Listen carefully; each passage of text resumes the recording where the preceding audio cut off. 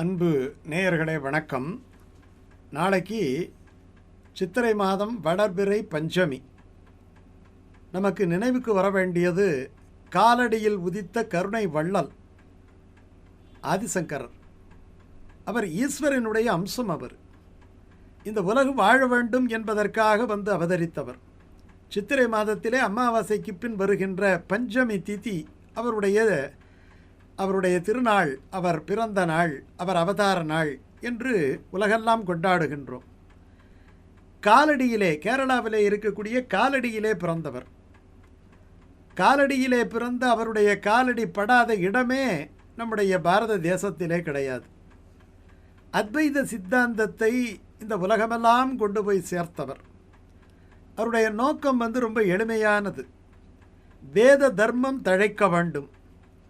மனிதர்கள் தங்களுக்குள் இருக்கக்கூடிய அந்த பிரம்மஸ்வரூபத்தை உணர வேண்டும். அதுதான் அகம் பிரம்மாஸ்மி.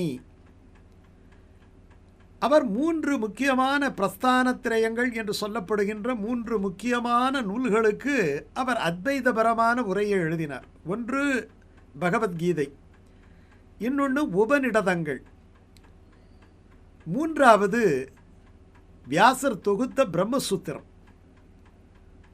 ஒரு 1000 ஆண்டுகள் இந்த உலகத்திலே இருந்து ஒரு மனிதன் செய்து முடிக்க முடியாத அருஞ்செயல்களை எல்லாம் 32 வயதே வாழ்ந்த ஆதிசங்கரர் சாதித்தார். அவர் கையில் வைத்திருக்கிறார் இல்லையா அந்த ஏக தண்டம், அதனுடைய பொருள் வேற ஒன்றும் கிடையாது. இந்த பிரம்மம் ஒன்றே, ஏக பிரம்மம். அதை ஒரு குறியீடாகத்தான் அந்த ஏக தண்டத்தை கையிலே ஏந்தி இருக்கிறார்.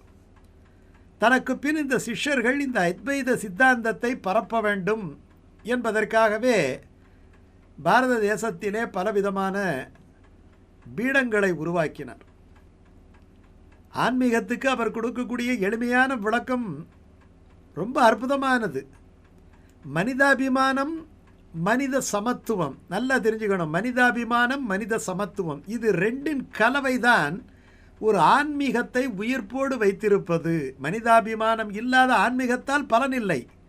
சமத்துவம் இல்லாமல் நீ பெரியவன் நான் பெரியவன் என்றால் அகம் பிரம்மாஸ்மி என்கிற தத்துவத்துக்கு வழி இல்லை. அவர் அத்வைத சித்தாந்தத்தை பரப்பியவர், நிறுவியவர் அல்ல. அத்வைத சித்தாந்தம் என்பது எப்பொழுது இந்த உலகம் சிருஷ்டியானதோ அப்பொழுது இருந்தே இருக்கிறது. துவைதம் என்கிற ஒரு சித்தாந்தம் இருக்கிறது. நாம் வேறு, பிரம்மம் வேறு அப்படின்னுட்டு இவர் என்ன பண்ணுறார், அது இரண்டற்றது. அது இரண்டற்றது, நேரடியாக ஒன்று என்று சொல்லலை, இரண்டற்றது. காரணம் இரண்டாக தெரியுது இல்லையா கண்ணுக்கு, இரண்டற்றது. அதனால் அத்வைதம் அத்வைதம் என்று சொன்னார். அவருடைய அற்புதமான ஒரு படைப்பு அல்லது அவருடைய பிரதானமான ஒரு அருண்மொழி என்ன என்று சொன்னால், சத்தியம்தான் பிரம்மம், சத்தியம்தான் உலகம், சத்தியம்தான் பிரபஞ்சம், சத்தியத்துக்கு புறம்பாக எதுவுமே இல்லை. அவருடைய வாழ்க்கையில் அற்புதமான ஒரு விஷயம் நடந்தது. நம்ம நினைக்கலாம், ஞானிகளுக்கு அது தெரியாதா என்று நினைக்கலாம். நமக்கு காண்பிப்பதற்காகவே சில விளையாடல்களை அவர்கள் நடத்துவது உண்டு, தங்களுக்கு ஒன்றுமே தெரியாதது போல். கங்கைக்கு அவர் நீராடப் போகின்றார். சீடர்களுடன் போய்கொண்டிருக்கிறார். அந்த சீடர்களுக்கு உணர்த்த வேண்டும். அதற்காக ஒரு நிகழ்ச்சி அவருடைய சங்கல்பத்தினாலே அந்த இடத்துல நடக்கிறது. மனிஷா பஞ்சகம் என்ற அற்புதமான 5 ஸ்லோகங்கள் அங்கே பிறக்கின்றன. அப்போ அவர் போகின்ற பொழுது எதிர்க்கே ஒரு நாயை பிடித்து கொண்டு ஒரு வேட்டுவ கோலத்திலே ஒரு வாலிபனும் அவனுடைய மனைவியும், அந்த மனைவி இடுப்பிலே ஒரு மது குடத்தை வைத்து கொண்டு வந்து கொண்டிருக்கிறார்கள். எதற்கே பாதையை அடைத்து கொண்டு வந்தவுடனே பார்த்தவுடனே சற்றே விலகு என்று சொல்கின்றார்.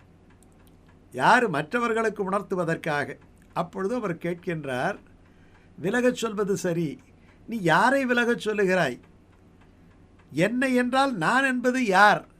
என்னுடைய உடலை விலகச் சொல்லுகின்றாயா, என்னுடைய ஆன்மாவை விலகச் சொல்லுகின்றாயா? அவர் அந்த கேள்வியில் அப்படியே அதிர்ந்து போய்விடுகிறார். அந்த கேள்வி கேட்டவுடனே ஒரு பெரிய ஒளி தோன்றுகிறது. அங்கே பார்வதி பரமேஸ்வரனாக இறைவனும் இறைவியும் அவர் திருமுன்பாக காட்சி தருகின்றார்கள். குரு எந்த வடிவத்தில் வேண்டுமானாலும் வரலாம் என்பதை உணர்த்துவது தானே அந்த காட்சி. குரு அப்படியே பளபள பளபள என்று வர வேண்டும் என்பது கிடையாது. இப்படி கூட வரலாமே. எல்லா இடத்திலேயும் நீக்கமர நிறைந்திருக்கக்கூடிய இறைவன் எல்லார் உள்ளத்திலேயும் இருக்கிறார், எல்லா உயிரிலும் இருக்கிறான் என்றால் அவன் இந்த வடிவத்திலே இருப்பதிலே என்ன பிழை? ஆக குரு சில விஷயங்களை உணர்த்துவதற்காக, ஒரு விலங்கு கூட ஒருவனுக்கு சில விஷயங்களை உணர்த்திவிடும். ஒரு காக்கா இருக்கட்டும், ஒரு குதிரை இருக்கட்டும், ஒரு யானை இருக்கட்டும், ஒரு பாம்பு இருக்கட்டும், எது வேண்டுமானாலும் மனிதனுக்கு இந்த ஆத்ம குணத்தை உணர்த்திவிடும் என்பதை பல கதைகளிலும் புராணங்களிலும் நாம் பார்க்கிறோம். அப்பொழுதுதான் பார்க்கிறார் அந்த வேடன் அழைத்து கொண்டு தன்னோடு வைத்து கொண்டிருந்த அந்த 4 நாய்களும் தான் சதுர்வேதங்கள். அந்த குடம் சாதாரண மதுக்குடம் அல்ல, அமிர்தம் என பேர். அந்த அமிர்தத்தைத்தான் அந்த குடத்திலே பார்வதி வைத்து கொண்டிருந்தாள் என்பதை உணர்கிறார். அப்பொழுதுதான் அவர் பல விஷயங்களை அந்த நிகழ்ச்சி ஆதிசங்கரருக்கு எடுத்து காட்டுகின்றது. அழியும் உடலுக்கு முன் எந்த முக்கியத்துவம் கிடையாது. எல்லார் உள்ளத்திலேயும் இருக்கக்கூடிய ஆன்மா என்பது சமம். எல்லா உயிரிலும் பரபிரம்மமானது நிறைந்திருக்கிறது.